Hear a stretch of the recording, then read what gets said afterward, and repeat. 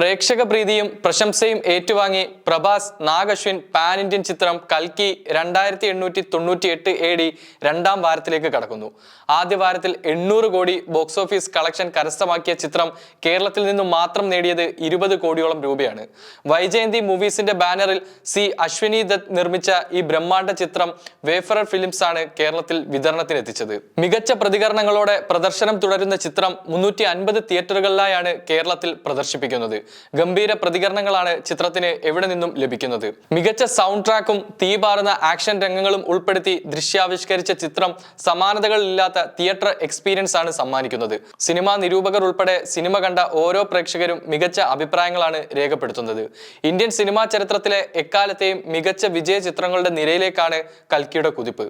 Indian മിത്തോളജിയിൽ വേരൂന്നി പുരാണങ്ങളിൽ നിന്ന് പ്രചോദനം ഉൾക്കൊണ്ട് ഭാവിയെ തുറന്നു കാണിക്കുന്ന സയൻസ് ഫിക്ഷനാണ് കൽക്കി. കാശി, കോംപ്ലക്സ്, ശംബാല എന്നീ 3 ലോകങ്ങളുടെ കഥ പറയുന്ന ചിത്രത്തിൽ 3101 മഹാഭാരതത്തിന്റെ ഇതിഹാസ സംഭവങ്ങൾ മുതൽ AD 2898 സഹസ്രാബ്ദങ്ങൾ വരെ നീണ്ടു നിൽക്കുന്ന യാത്രയാണ് ദൃശ്യാവിഷ്കരിച്ചിരിക്കുന്നത്. 2024 ജൂൺ 27 ചിത്രം തിയേറ്റർ റിലീസ് ചെയ്തത്.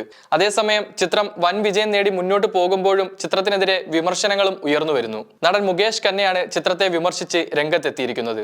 സിനിമയിലെ അഭിനേതാക്കളുടെ പ്രകടനത്തെയും വിഷ്വൽ എഫക്റ്റിനെയും പ്രശംസിച്ച മുകേഷ് ഖന്ന മഹാഭാരതത്തെ ഏതാനും ഭാഗങ്ങൾ വളച്ചൊടിച്ച അണിയറ പ്രവർത്തകരുടെ തീരുമാനം തെറ്റാണെന്ന് പറയുന്നു. BR ചോപ്രയുടെ മഹാഭാരതം സീരിയലിൽ ഭീഷ്മരായി അഭിനയിച്ച നടൻ കൂടിയാണ് മുകേഷ് ഖന്ന. തന്റെ യൂട്യൂബ് ചാനലിലൂടെയായിരുന്നു അദ്ദേഹത്തിന്റെ വിമർശനം. അവതാർ പോലുള്ള ഹോളിവുഡ് സിനിമകൾക്ക് സമാനമായ നിലവാരം കൽക്കി പുലർത്തുന്നു. അഭിനേതാക്കളുടെ പ്രകടനവും മനോഹരം തന്നെ, പ്രത്യേകിച്ച് അശ്വത്ഥാമാവായി വന്ന അമിതാഭ് ബച്ചന്റേത്. പക്ഷേ സിനിമയുടെ തുടക്കത്തിൽ ശ്രീകൃഷ്ണൻ വന്ന് അശ്വത്ഥാമാവിന്റെ നെറ്റിയിൽ നിന്ന് ശിവമണി എടുക്കുകയും അദ്ദേഹത്തെ ശപിക്കുകയും ചെയ്യുന്നു. മഹാഭാരതത്തിൽ അശ്വത്ഥാമാവിന്റെ നെറ്റിയിലെ ശിവമണി അർജുനനും ഭീമനും ചേർന്ന് പുറത്തെടുത്ത് അത് ദ്രൗപദിക്ക് നൽകുകയായിരുന്നു. ദ്രൗപദിയുടെ 5 പുത്രന്മാരെ കൊന്നതിന്റെ പ്രതികാരമായിരുന്നു അത്. വ്യാസമുനിയേക്കാൾ നിങ്ങൾക്കറിയാമെന്ന് എങ്ങനെ കരുതുന്നു? കുട്ടിക്കാലം മുതൽ മഹാഭാരതം വായിക്കുന്ന വ്യക്തിയാണ് ഞാൻ. മഹാഭാരതത്തിൽ ശ്രീകൃഷ്ണൻ താൻ കൽക്കിയായി ജനിക്കുമെന്നോ അശ്വത്ഥാമാവ് ഭാവിയിൽ തന്റെ രക്ഷകനാകുമെന്നോ ഒരിക്കലും പറഞ്ഞിട്ടില്ല. ശ്രീകൃഷ്ണനെ പോലെ ശക്തനായ ഒരാൾ അശ്വത്ഥാമാവിനെ പോലുള്ള ഒരാളോട് തന്നെ സംരക്ഷിക്കാൻ എങ്ങനെ ആവശ്യപ്പെടും? ഇതിഹാസത്തെ വളച്ചൊടിക്കാൻ ശ്രമിച്ചതാണ് എന്നെ അലട്ടുന്നത്.